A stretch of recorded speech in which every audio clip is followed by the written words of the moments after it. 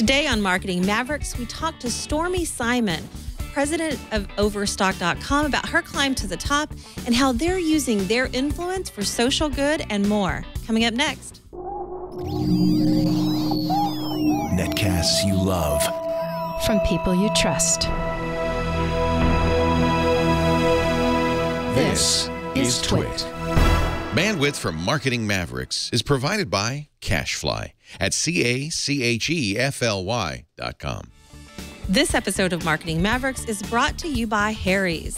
For guys who want a great shave experience for a fraction of what you're paying now, go to harrys.com, get $5 off your first purchase by entering offer code MM when you check out.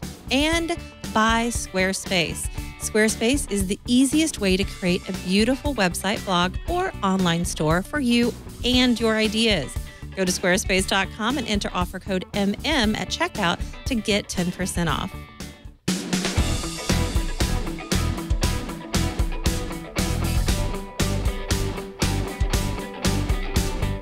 This is Marketing Mavericks, episode 46, recorded Thursday, March 12th, 2015. Overstock.com, Stormy Simon. Welcome to Marketing Mavericks, where we talk about everything at the intersection of marketing and technology. And I'm your host, Tonya Hall. We're going to talk about online retail today and being an entrepreneur versus being somebody who's worked your way up through the top and ended up at the top, starting in a frontline position. How does that pan out? Nonprofits and big companies giving back, that sort of thing. Our technical director, Anthony Nielsen. Hey, how's it going? And you've got a new sidekick. Yeah, his name's Darwin. I should really set up a dog cam. But You really, I can't, why haven't you done that? Next time. Next time? All right. Yeah. Darwin will make his debut next week. Everybody watch out for that. And next week, we also have a new computer to feature. I've been pressured into using a different computer, right? Well, yeah, I mean, you're lugging around that really fat laptop and it's old. I like big laptops. And you have like 300 tabs open constantly. That's actually true. But we won't talk about that. We want to talk about other things, really important things that are happening in the online retail space. One of our favorite guests, companies, certainly him. We've had their founder and CEO, Patrick Byrne, on. Today, we've been trying to get this interview for a while. She's been an incredibly busy woman, and we're going to hear lots of insight today from the president at Overstock.com, Stormy Simon. Welcome. Hi. You have been one hard woman to nail down for an interview. You're so busy. You guys are doing a lot of stuff, though, over there. Oh, my gosh. It's been the craziest 6 months of my life, I think. But I'm sorry it's taken so long. I've been so looking forward to it. Well, good. Well, then then that's it. We're just both been looking forward to it. I want to talk about your background, your history, what you do now. You are the president of the company, so you have a lot of different hats that you wear. You're over all of marketing. I think the first time I was going to have you on was, I'm not even sure if I was with Twit at the time. I think I might have been doing regular radio back in the day, and you were the CMO of Overstock. And now you're president. How long have you been president of Overstock? I've been president since it was last year, maybe April. So April, 8 months. So, well, I guess it's 11 months. I just lost 3 months of my life somewhere along the way. Almost a year. Well, you've been doing it long enough that now you've kind of got the hats on at the right time, and you're forging on with new projects. I just saw you. I'm constantly seeing you guys do new things, and some of them are just really giving back kind of stories. There are many things that you're doing just to kind of revolutionize the online retail space, which is one of my favorite retail spaces. I'm a big shopper, and I love online retail. It makes it so easy. And you guys, I want to get into a lot of the stuff that you're doing, but I want to go take a step back and talk about what got you to Overstock and how you basically started your career, which I think is an inspiring story. When did you start with Overstock.com? So I started with Overstock in December of 2001, and I literally came in, had heard about this company, came in as a temp. That's how we hired everyone. Was temporary positions. It was entry level. we had a website called overstockb2b.com, and we would sell bulk, or we tried to sell bulk. We try to say, we've got an online catalog. You should really be shopping. We'd be calling businesses to sell supplies or, deep in any category. Well, the world was barely adopting online, let alone businesses getting used to not having sales reps in their building. So it was a pretty tough job. I seemed to do pretty okay with it. And that got Patrick's attention as I was selling a lot of stuff through this channel, and it wasn't an easy channel to sell through. So that's where I started. And you have worked your way up through the company, which I think is, I did the same thing when I started in the industry where I worked before I started being on air. I started off in the cable television industry, and I started in a frontline position and started working my way up because, like you, I think you have ambition and you had the drive to work hard. Is that something that you see in employees today? Do you see that in the newer generations? Does that same work ethic exist? That's a loaded question. Well, that's what we have here at Twit. Loaded questions. I think we do. When I started at Overstock, it was such an exciting time for a new industry that really hadn't been discovered yet. So we were pioneering our way through customer service or online marketing, or, bringing on partners to sell their product through a totally different channel when they're used to going into stores. So I think that that excitement was there, and the drive and initiative was really about, you got to have it. And then it was all about discovery, like what you would learn and how you would apply it, and who knew more. Not many people knew more than us because we were discovering it every day. There's just a few that were in the game at that time that are still around. But for employee ethic now in different generations, I do think that they're more familiar with online interaction. I remember the day I was sitting in my office, I was running marketing, and this guy came in and said, we've got to get social media. It was the first time I heard the term. And I said, I don't know what that is. What does that mean? And he was telling me about Twitter. And he said, you go on Twitter and then people can follow you. And I was saying, what? Why would they follow me? Why would they follow anyone? And so it took, I'm that old. So it took those punches of evolving the way even my brain worked to get to where online was a destination of many sorts. And so the new generation, or the younger generation, comes in and they know that out of the gate. They are so smart in how to engage and how they engage and what people want to look at and how to design things. The work ethic may be easier. I don't know that easier is it, but the way that they learned, right, was so much, we had encyclopedias in my house. We didn't have Google.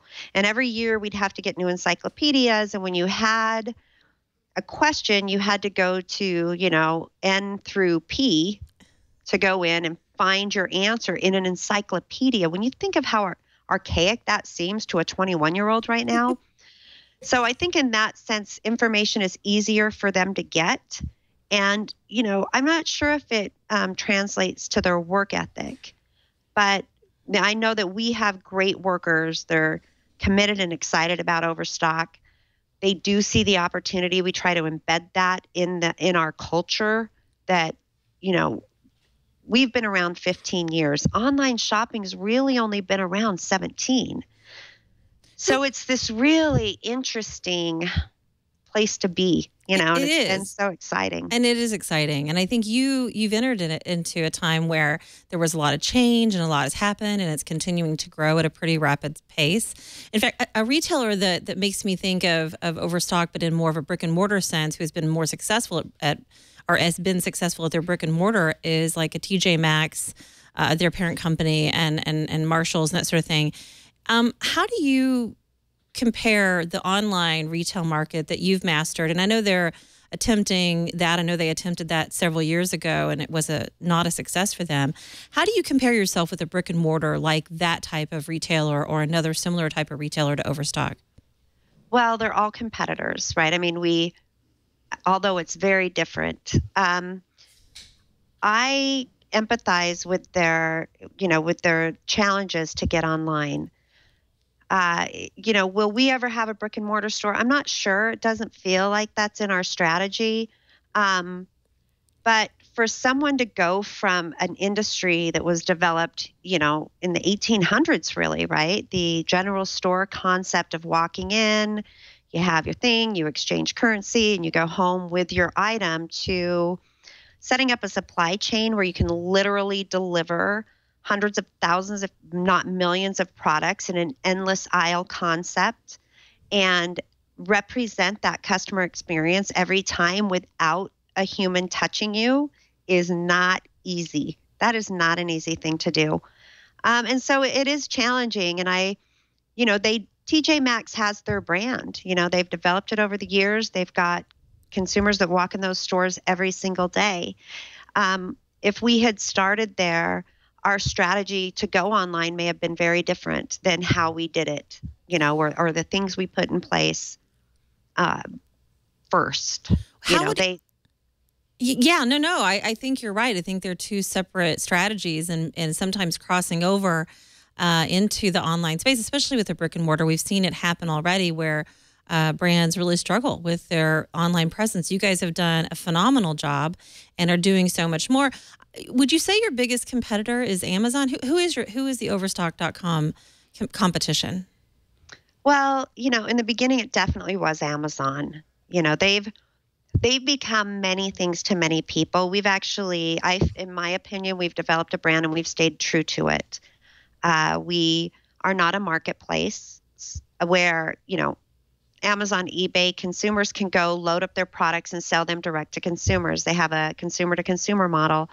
Overstock has a curated selection of partners that we know.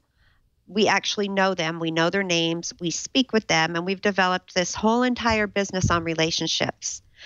And in that sense, I'm not sure anybody online is our competitor in that sense. Now, as far as market share and where are people going to buy their products, anybody that's a click away is a competitor in my mind. So we have an interesting model. We were the first to sell furniture and rugs and really hard products to sell online. We were the first to sell and ship online, which does give us an advantage because we've learned a lot and we've developed way products are built so they can ship. And in that sense, we've led that charge. As far as Amazon goes, they started out with books and movies, and that's a great thing to get many people engaged. But they also offer now, an electronic reading device, a phone, and we don't do those things. And I don't know that the day is ever going to come that we do those things. We've stayed true to our brand. We're not distracted with other, and our customer experience. We don't get distracted with other business models. We do things, we do them, siloed from the company so we can test and develop new ideas. We offer pet adoptions as a public service. So you can go to our site and find your, pet that's in an animal shelter right now. And, you just put in your zip code and pets, whether it be a camel, a turtle, or a dog, will show up in your area. And, we do that because we're pet lovers, but we have a digital asset, which is Overstock.com, which has been developed to bring products to your local area. And we've added pets. So while that doesn't fit into the business model, it does fit into our business. Well, let's talk about that because I definitely wanted to get to that. And I think what you've done is really different than a lot of other big corporations that want to start doing something in the nonprofit or giving back space. You took software that you have and you decided to use it for good. You basically it's geolocation type of software that you use for pet. How did that get started? What was the idea? When did you say, you know what, we should be into pet adoption? It's really interesting. We thought about it in about 2008 or 2009, and the shelter industry wasn't ready. So we were trying to figure out how we could bring these homeless pets to, the audience of millions. And they just weren't ready. So Patrick, our CEO and founder, a year and a half ago, maybe, reached out and found out that they were ready. And so we put a team on it, and I have 5 dogs. Patrick has 3 adopted cats. One is blind, one has one eye. So I have a dog that has just had surgery after surgery. So we live the lifestyle of knowing that this is, it's worthy of our attention, and it was worthy to use our technology to, every home. I mean, there's not a lot of people that just go around going, I hate animals. They might be allergic to them. They might not want them in their home. They might not have time for them, but everybody thinks a kitten's cute. That's so cute. And so it was the right thing to do. It was leveraging what we have for something good. And we do that a lot. What have you learned through the process? When did you launch pet adoption? How long has it been? March of last year. So it's full circle. We're a year now. What have you learned through the process? What did you like about what you've done, and what have you maybe changed to do things a little differently? As far as the pets thing goes, I don't think we changed anything. It worked. It worked well. The shelters were eager and happy to connect with us, and we have at our checkout, you can add $1 to Best Friends Sanctuary, which happens to be in Utah, but is just an amazing facility that saves every pet or animal. But we learned that we can't track the adoption of a pet. So if you were to go on, but we can track the connection. So when you go on and you put in your zip code and you say, I'm interested in this pet, they will tell you, okay, we've now got an email and we can track that email. Now, the shelters just say out of everyone that sends an email, they may not adopt that pet, but they most likely adopt a pet. So we know that we've made connections. I've had people tell me that they've browsed through the pet adoption site and, are looking for that animal when maybe they were going to go to, buy a full breed, and they're now considering adoption. So I know that the connections work. I guess every day we want to do it bigger versus different. And there's probably things we could have done better, but it's worked out really wonderfully, and our employees love it. And what's the link to be able to go to that, or where can they find that on your site? If you go to overstock.com, there's a pets, we call it a tab, but it's really just a link that'll take you there. It's so cute. We've got it pulled up here for B-roll, and pet adoption. I really want to adopt. Well, we didn't say this, and some of the fans of our show know this, that Anthony fosters animals. In fact, Darwin, who's here visiting us today, he has cats and dogs. And what do you think about this, Anthony? Do we like this? Oh yeah, no, this looks really great. It's an awesome service for. It's awesome. Who wants to adopt. So. I'm going to adopt. I'm going to adopt very soon once I finally have all the boxes put away. Something that the chat room was talking about, and I think kind of goes into the next thing I want to talk about, which is branding specifically. I know you're incredibly passionate about brand. In fact, you talk about the soul of the company and really kind of what that means. And branding is so important. And when I've talked to clients in the past about, they start deciding all of these marketing tactics and whether it's social media, other types of things that they want to do, I always say you really have to start, though, with your personal identity. Like, who are you really? And everything has to point back to that. Everything that you do, every product that you launch, every strategy, every time you talk to your customer, always goes back to the brand. How did you guys decide what your brand strategy was going to be? Well, first, we wanted awareness. So years ago, a decade ago, it was really about how do we get the word out that you can buy online from someone that you trust with product you can trust. And we did the Discover the Secret of the Big O campaign back in 2003, and that was wildly successful for our awareness. After that, and more people started entering the online space, that our first campaigns were all about, you can shop online, you can trust it, it's a good place, we keep your information safe, we don't sell your information. So it was a lot of just that type of awareness for the brand. And while we were really developed and founded on overstocked products, where it really was, someone made too many pillows and we would buy the pillows and sell it.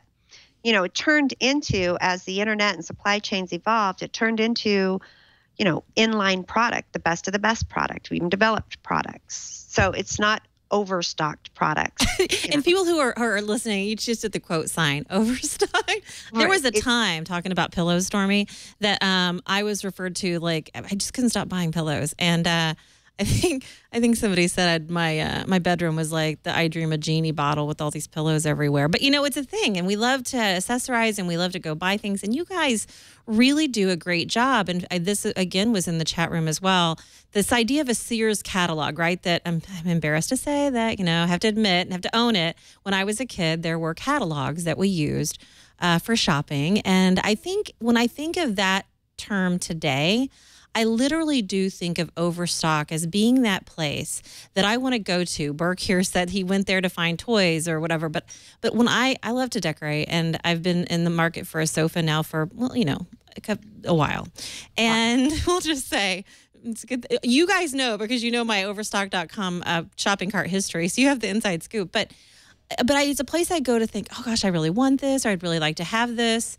How does the idea of getting people to want something and to have like a wish list, if you will, how do you translate that to an actual purchase? Well, that's everybody's question. That's a difficult thing to do. And I think for us in the evolution of the internet, it's about presenting the correct information at the right time. And we do have a wish list we've developed, so you can add a bunch of stuff and then compare it and look at it next to each other, which is helpful. But I think, I can't believe you've been looking for a couch for 2 years. Stop it. You should buy the couch. Buy the couch. But it's really about getting the right information in front of them at the right time. And people will take time with their home purchases, and we're really well known for home. We have, and I'm a shopper there. I don't get an additional discount. I have a Club O membership. That's what we give our employees. It gives you 5% back in your account. It's amazing. I love it. But I shop on Overstock because I love Overstock. I know the value of what we sell. And I think after, there's so much product, the endless aisle, the catalog concept, where I had catalogs too, and I would go through and circle what I wanted for Christmas. I want one of these, and I want one of these. And I think that's the beauty of shopping online and having it all in one place, is to say, I like this, I like this, I like this. I'm going to save it for later. Then maybe I do go look at pillows, and maybe a color of a pillow inspires me to do something next. So I think online allows you to inspire yourself by viewing 100 different couches, 100 different chairs, and then saying which one inspires me more to build around. Or, the color of something can pop off a page and you can build completely around that. Our challenge is not our expertise, is doing it at the right price with the right customer service and trust. I want to talk about the soul of the brand and what that really means to you, and and how you've implemented that all the way through to the employees as well as to the customers. Before we do, I actually want to thank a sponsor of Marketing Mavericks, which is Harry's. This episode of Marketing Mavericks is brought to you by Harry's. Harry's is fixing the problem most of us have, paying too much for overpriced razors. Let's admit, shaving isn't really fun. And sometimes we cut ourselves or we scrape ourselves with dull blades. I've done it way too often. In fact, I can't seem to stop doing that. Well, razors are expensive. They run about $4 a blade. And that is for somebody who shaves every day, right? They spend hundreds of dollars a year just on razors, Gillette, Fusion, for example. And when we go to the store to buy them, sometimes we have to deal with those pesky locked up plexiglass cabinets. What a pain. I hate waiting and no one's ever available. Well, there's a company that's fixing all of this for us, and it's called Harry's. Harry's gives us high-quality razors at about half the price of those big brand blades. Harry's makes their razors in their own factory in Germany. They engineer them for sharpness and high performance. Harry ships them for free. Get that? For free to your front doorstep. And because they make and ship their own blades, Harry's is a more efficient company. which means they can give us factory direct pricing. That's key. Harry guarantees your satisfaction. In fact, in each kit, you get a razor with a handle that looks and feels great, 3 razor blades, and foaming gel. In fact, this is what it's going to look like right here. I have my own Harry's, and I think these make great gifts too, by the way. So, girls, we shave, right? So we like to look and feel pretty, but so do other men in our life, right? And some men in my life are really, really hard to buy for. They kind of have everything. Well, this is a really nice personal gift that you could give somebody. The razor, which comes here, like this, very beautiful, stylish. And the thing is, this entire kit is so affordable. I mean, you're going to spend more than this, and this is going to come right to their home. There's your blades, your extra blades. And just to keep it safe, right here. Super nice. Gosh, the men in my life love me. I think of them, right? You want to get something nice and something that they might not get for themselves. Well, this is definitely that type of thing. Harry's, loving it myself, but like I said, also can be for a friend. So whether you've been using Harry's or like me, you've just started using Harry's, Harry's gives me and has given me a close, comfortable shave. It feels great. I love the look and the feel, and I love the price. Harry's costs half as much as the razors at the store. They also have new aftershave and moisturizer that protects and hydrates the skin because, well, we all want to feel soft. So go to harrys.com and get $5 off your first purchase with code MM. That's HARRYS.com and enter the code MM at checkout. We thank Harry's for their support of Marketing Mavericks and for such a great product. And I love the idea of giving something personal, right? I mean, what do you think about that, Stormy? Love Harry's. I just got the best visual ad for Harry's I could. I'm going to call Harry right now and tell him that he needs to be selling on Overstock. Yeah. There you go. Well, I tell you what, I have been very impressed with you, as I said before the show started, and just the idea that you've taken on such an incredibly changing industry, this online retailing space that we mentioned. Other retailers, other very successful retailers have had a hard time trying to, break into that market themselves. You guys have done a great job. You've replaced basically what I would consider the old, Sears catalog, the Wish book with Overstock's Wish book. And you've done it, and you continue to be successful launching new programs. I want to talk about some of the additional programs, but before I do, you're so passionate about the brand and the soul of the brand, and I know that's important that all employees feel that way because the customers need to pick that up, and especially the customers that are making contact with the frontline employees, whether it's on a customer service call or just the detail that goes into shipping or whatever. How do you educate and maybe, get your employees wrapped around the brand? Well, it's forever happening, right? I mean, and I would say that we can always do better, but I am so passionate about this company, and I'm passionate about it because of the employees and because of how I know it's in our constitutional principles to, never lie to a customer, never create a deal where both parties don't walk away winning or fair. And that, to create an organization where justice is served all the way down to the customer, from the employee to the suppliers to our customers, is not easy, but it's definitely been the vision of our CEO and founder. And, having been here for 13 of the 15 years, it's hard to keep your soul out of it.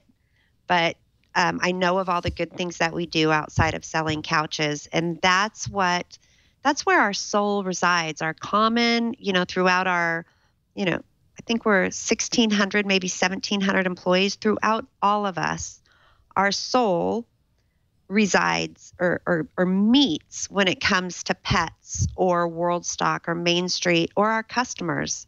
Many of our employees, well, and they should be, but they are customers, and they realize that they're all shoppers. So delivering a great, consistent shopping experience is important to all of us, and we all have equity in this game, and we all want to be proud at the end of the day, from our customer service reps, we wouldn't want employees that don't have ownership and pride in what they do. And that's what they bring to the table. I'm sorry. Go ahead. Well, we try to enforce the message of, there's really good things happening in addition to delivering customers great experiences. There's good things that we do.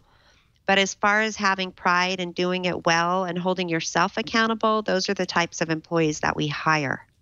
What would your advice be to a company, like a Comcast or another company who has really had challenges with their customer service and, the relationship that they have with customers and the way customers feel about their brand or their service? Well, I happen to have had a pretty frustrating experience with that brand. And now watch my television through another brand. I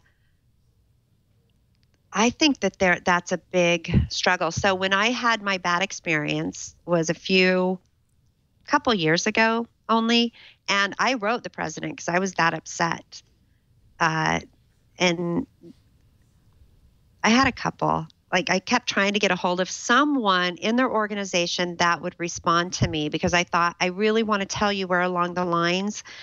And then the amount of time that I spent and then a lost customer. So I reached out and tried. So I would have a lot to say to someone. For me, and this is just something that happened last night, which I think is amazing, but a customer wrote me an email. We messed up. We messed up. We really did. And I wrote back and we started this exchange on email right away. Turns out she's just this amazing woman. And we're so lucky that she wrote and sent the email to me. We're so lucky because we've already changed 2 processes that don't break all the time, but definitely can be tightened up. And, I will stay in touch. I hope to stay in touch with this customer for years and years, if not forever, because she's a great lady that took the time to point out, hey, maybe you could do this better. And she liked our brand. She loves our brand. And you got to listen. You got to listen and respond. I don't get to come here every day if those customers don't come. And my whole job is to make sure that they have a great experience. That's it. That's all I'm doing every day. And so, for executives that don't want to listen to their customers, I guess the most simplistic thing to say is listen up. Don't forget why you got the big title. It wasn't anything you did. It's because your customers chose you. I would agree with that 100%. It's your customers choosing your brand or your product and the relationship they have. And you see that kind of loyalty with customers once they feel like they've been hurt. Comcast used to do a great job of that, especially on social media when Frank Eliason was there and they had Comcast Cares. Recently, I tried to order Comcast service. I went to their website. They suggested I use Twitter. I went to Twitter. I never heard back. I reached out several times. Finally, I think it was 2 weeks later, or so, I heard back, and at that point it was kind of a moot point because they didn't help me. It's frustrating, and I think there are some brands that do an incredible job of to your point, bringing soul into the brand and relationship with the customers. You guys do that, and you've done that too by reaching out to smaller businesses. You've got some initiatives like Main Street Revolution, for example, which is again a whole part of my sofa struggle, where I found one of the sofas I liked. Still haven't pulled the trigger on that, but so talk about Main Street Revolution and what that means for the online retail space. Well, Main Street Revolution is one of my favorite things that we do, and we founded it in 2010. When after the economy just took a nosedive and folks were getting laid off and many jobs were lost and people were reinventing themselves, we realized that, people had to go back to basics. Like, what is my skill? What is my passion? What would I do if I started my own business? And we were inspired by one of our partners who had created gourmet popcorn and started selling it on our site, and had sold so much that she quit her full-time job, opened a factory and started creating her own chocolates and gourmet, yummy gift baskets. And her story was happening, her success was happening at the same time.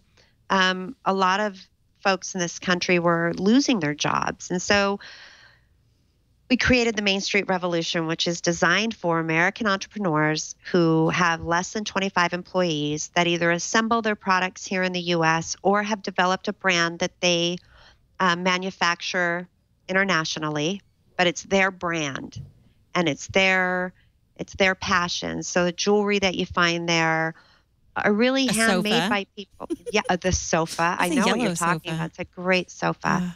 I need a sofa. Yeah, aren't those great? I mean, just to think that those products you're looking at, American companies, 25 or less employees are putting that together. And we audit that, so as someone grows, they would come out of the Main Street Revolution. But we audit this experience and our store. But those are real people doing real things. And it's, like I said, if their brand is manufactured internationally, they're still bringing it home here.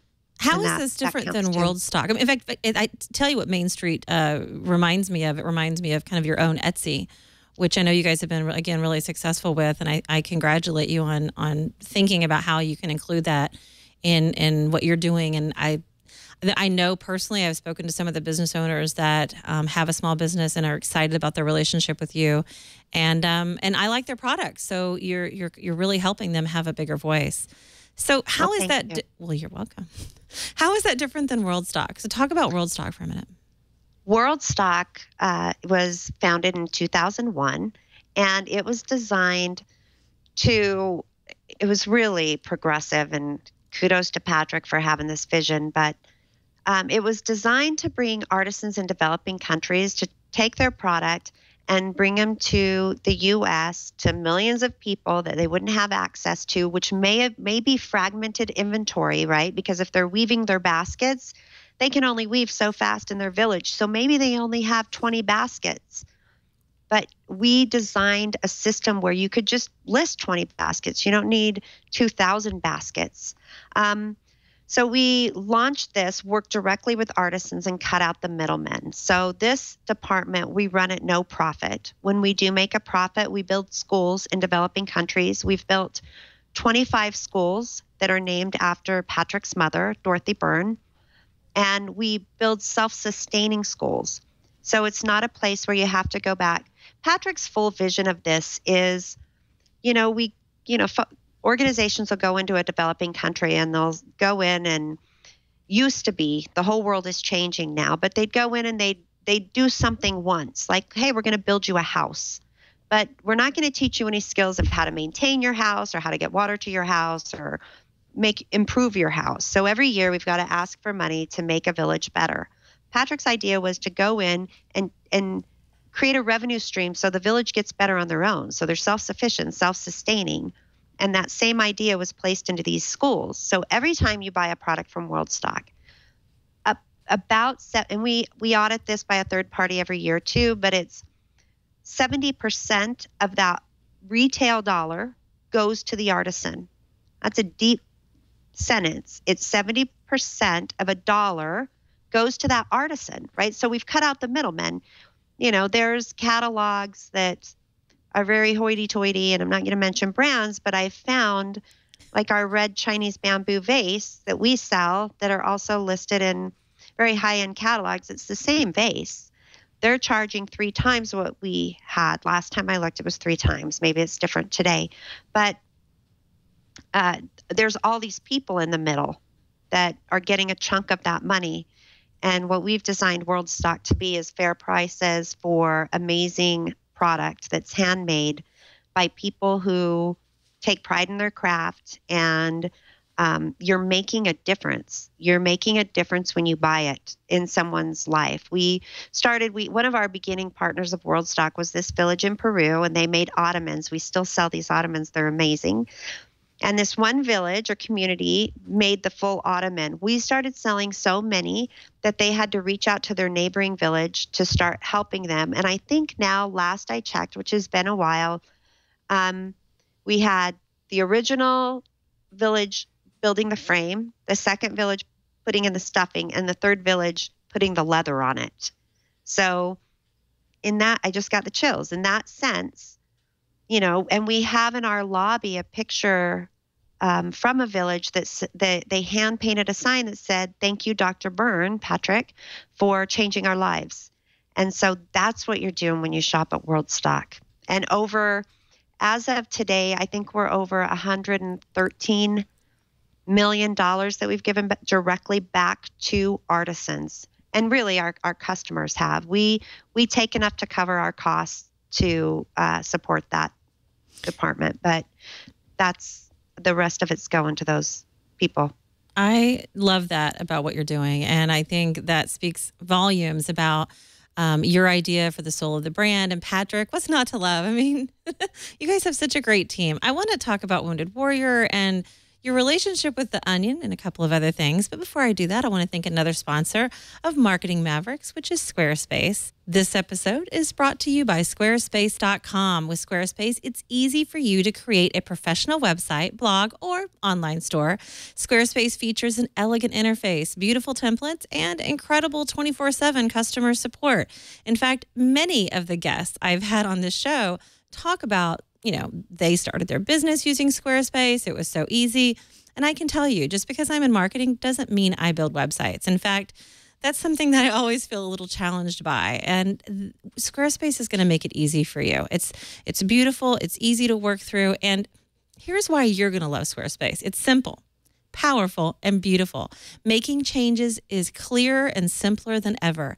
Incredibly easy to use. And if you want some help, that's the thing. Squarespace has live chat and email support 24 hours a day, 7 days a week. Squarespace starts at just $8 a month. That's right. And they take care of the hosting so you don't have to. Plus, you get a free domain name if you buy Squarespace for a year. All Squarespace websites are responsive and scale to look great at any device. E-commerce is also available. So, everything. Every website comes with a free online store with cover pages so you can set up a beautiful one-page online presence in minutes. It's perfect for creating a quick landing pages for your brand, personal identity, or to promote a new product. So start a trial with no credit card required. They make it so easy to even get started. And start building your website today. When you sign up for Squarespace, make sure to use the offer code MM to get 10% off of your first purchase.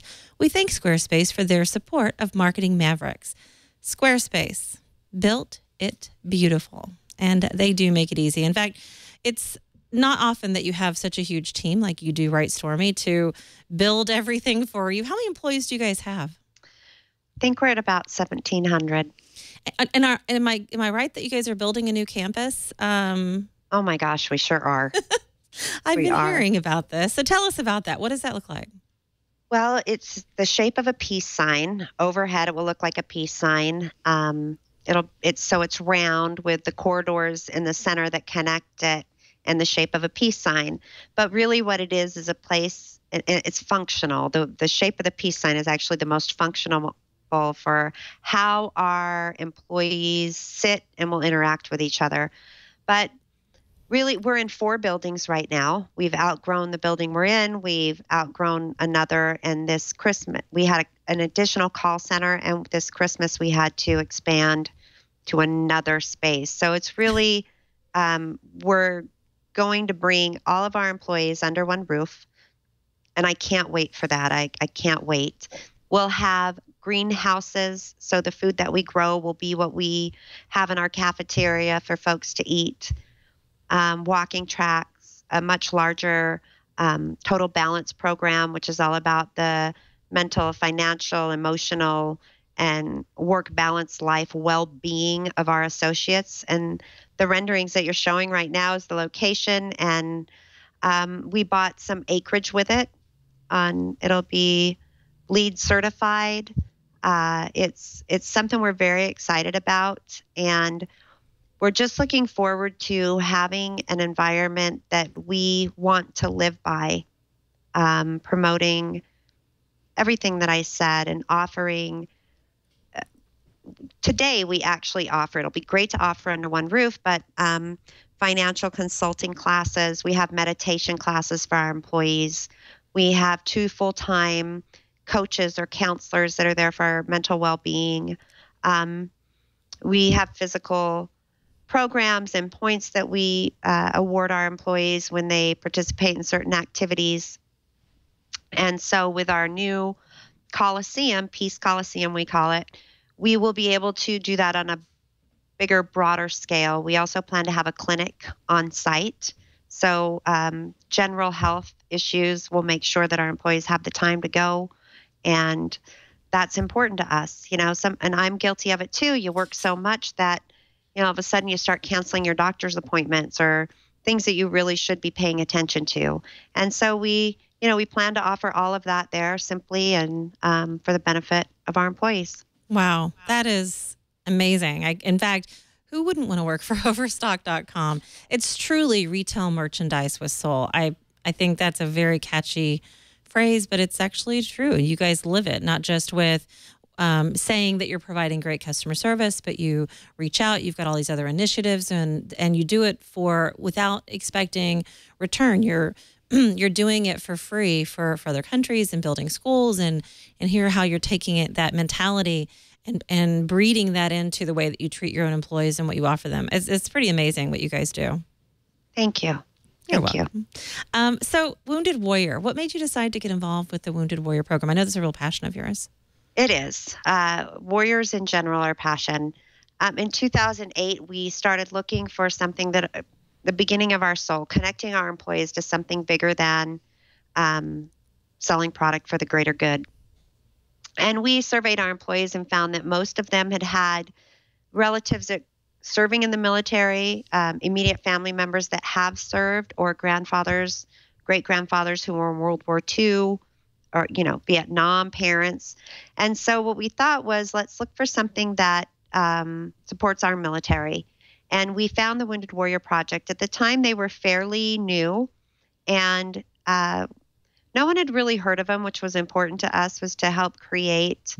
But they were genuine. They had 84 cents of every dollar that they proved to us on their balance statement or their income statement went to the well-being and rehabilitation of warriors, many of which had lost limbs, very, at the time, really physically altered. And, they grew past that to deal with mental issues, PTSD and others. But what I really liked about them was they didn't just look at the warrior, they looked at the family. So they would provide services for the families, parents, siblings, spouses, children. And they gave a holistic view and support to everything about the warrior. Now, we added $1 at checkout then. We've, over the course of these, I think that went live in 2009. And over the course of those years, our customers, by adding $1 at checkout, have given them over $1 million. Well, there you go, 1.9 million since 2009. So it's even more than that. And when the warriors visit Utah, we have a Park City, there's a National Ability Center, which does horse therapy and hockey and for amputees. There's videos on our Wounded Warrior page that are really phenomenal, where the warriors tell their own stories. But we help host those excursions. We go up and have lunch with the warriors. We'll go bowling with them. So there's a lot of interaction that our employees are able to do. And really, when you meet warriors, veterans that have really overcome something as monumental as losing your legs or a limb or your eyesight, and you see how happy and fulfilled they are with life, whether it's through the Wounded Warrior Project or anywhere, you will immediately be changed and realize a little bit more of what you're really capable of. These guys are people that you want to know, that will change your life simply by having a conversation with them or their spouses, and they've figured out something about life that we could all benefit from.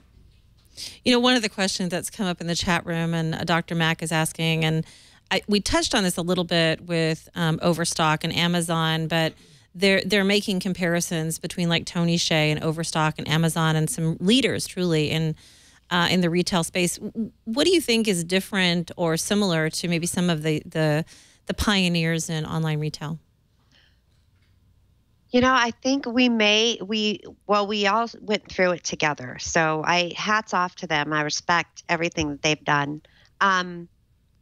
But we may have all come from it from different perspectives, which is actually good because there's enough room for all of us to be there. But I think, Amazon has really become a technology company with these other things that they, their phone, their TV stick, the things that they've actually developed there. But I think our struggles have been the same as far as how do you provide a good customer experience? What do you consider important? Ours is built on relationships. And we decided that years ago that we would really continue to have an old school retail mentality in the sense that, we will hopefully build relationships with our customers and definitely with our suppliers. And we can connect to supplier. If we chose to, we could have people post stuff up on our site that we never looked at or reviewed. But every single product that's on our site, we've made an agreement with someone of the standards that they'll sell to, and we're in a relationship out of the gate. That's what, and not being a marketplace really has kept us different. That's what's really different now. Along with the value. So we're low price. We're a low price, value-driven organization. And although we do have products that are mapped that are, the KitchenAid mixers, they're probably the same everywhere, but we sell KitchenAid mixers. We have a great relationship with Dyson. We sell the Dysons and the refurbished Dysons, which, by the way, are amazing.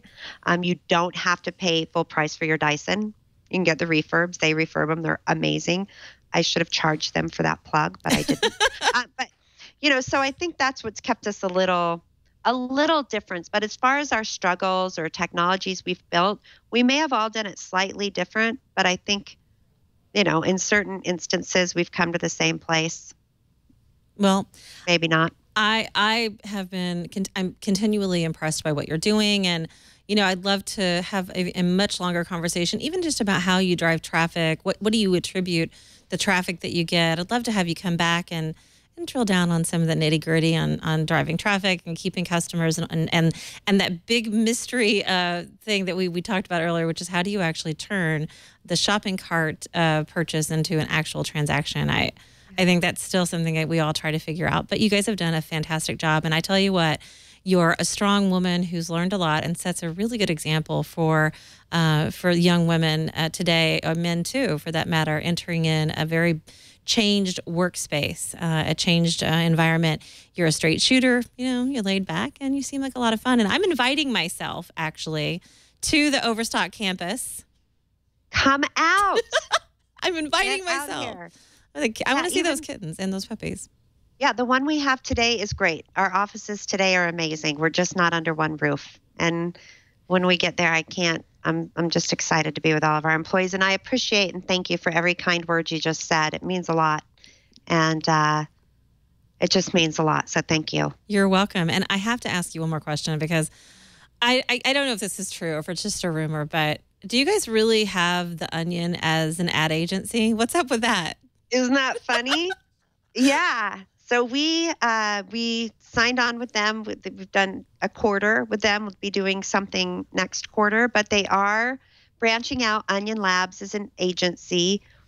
We're their first customer, and we love trying new things. So that's true. That's a true story. And we did a campaign called Meet the Millers that is quite funny, actually, that they produced for us. So if you want to see their work, applied to a brand, because they do some really funny, off the wall news stories. But if you want to see it applied to a brand, it's Meet the Millers, and they incorporated our product and families. They're pretty good. Just don't stop being so cool. I love it. Meet the Millers. I'm gonna have to look that up because yeah, it's and worth you're the first client. We're their first one. This holiday, I saved time by shopping at Overstock. It's where I got this Cuisinart 2-quart ice cream maker. Perfect for my famous banana splits. It's even perfect for when my daughter wants to entertain her friends. Go home, Kyle. And with such great holiday prices from Overstock, I was able to pick out this great recliner, which my dad loves using to read my son stories. And I found this great Hebel lamp for our living room. I love the design, and my wife loves it for a book club. I haven't read a single page. Yep, Overstock saves you time, and has something for the whole family this holiday. How's book club? I don't remember. No matter how they use it, get something for the whole family. That's great. This holiday at Overstock. That's the Millers. Yeah, and you know, Dr. Dan in the chat room was saying that was after Meet the Millers movie. It was very funny. Their satire definitely plays out well for your ads. So They do. Not that I didn't already want to buy from Overstock. I just want to buy that much more. And I'm going to get that sofa this And year. I want to go to the book club. Oh, totally. Totally. We should just have you come out. Yeah. Let's drink wine and feel like she did the next day. That's right. At least once. If somebody wants to connect with you, if they want to maybe see you speak at an event or just, you know, learn more about what you're doing, what's the best way they can do that? That's a great question. We talked a little bit about when Twitter came out. I still haven't done a good job with that. I'm on Facebook. I'm just Stormy Simon on Facebook. I guess I haven't really used that very well either, but I think the best way is, I don't know, how do you find me where I'm going to speak? I'm going to speak at a couple events later this quarter. Oh, good. I should probably get on Twitter. You're too busy. Do you really have time to tweet? Come on, Stormy. It's 140 characters. I could figure out something. I would follow you. I'd retweet you. Yeah. At Tonya Hall Radio. I know it's kind of long. At Tonya Hall Radio. Well, I was at Persnickety, but it's spelled Persnickidy. But I haven't done anything with it. Maybe I should. Well, first I should change the name to not at Persnickety. But why? I love it. I don't know. I don't know if that's a good nickname or not. It's whatever you want it to be. And you know what? You're such a straight shooter. Why worry about what anybody else thinks? That's true. Why start now? Why start now? Let's just start a book club. A book club. Fine. Yeah, that's the best. Thanks again, Stormy. I'm so glad that we finally made this happen, and I can't wait to have you come out, and you'll have to visit us here in Petaluma. Maybe we'll take a tour of the wine country together. I would love to. I absolutely will come out for that, for sure. Be the best. Well, thanks again, and we love what you're doing, and we'll talk soon. Thank you so much for having me. What a blast. Absolutely. And that was Stormy Simon. And yeah, she's not a big tweeter, and that's okay because she's really busy. They're doing some amazing things. You heard about just some of them today on the show, and we're going to have links to that on our site. And you can follow me if you like by going to @Tonya Hall Radio on Twitter. So I can, hook you up if Stormy starts tweeting. Before we do close the show, I've mentioned over and over again, if you email us at mavericks@twit.tv, I read your emails, I respond to them. And I've said that, maybe I'll mention them on a future show. Well, I'm going to start doing that. I'm going to pick at least one email and mention it, and, every now and then. And I got an email from Brandon Kaplan, who is, he says, hello, Ms. Hall. My name is Brandon Kaplan, and I am a sophomore double majoring in marketing and precision performance at the University of Wisconsin in Madison. First off, I wanted to say how much I love your podcast. I have been listening to podcasts for almost 2 years now and have heard every Marketing Mavericks episode to date. So that's nice. Thank you. He had a great suggestion, though. He wanted to eventually he wants to work with a large marketing and advertising firm, and he wants us to talk more about what it's like behind the scenes of a brand looking at hiring an agency and what their point of view was. And I don't know that we've actually done that. We certainly talk about advertising, but we don't look at how they actually choose the agency. I want to know what you think about that. Should we bring on some brands just to kind of maybe have a panel and talk about what they're looking for from an agency? We've certainly brought the agencies on. Seems to make sense. Well, I want to thank you, Brandon, for your email and your suggestion. We do get a lot of great suggestions with a lot of guest ideas as well. And sometimes we implement those. And I hope I always respond to your emails.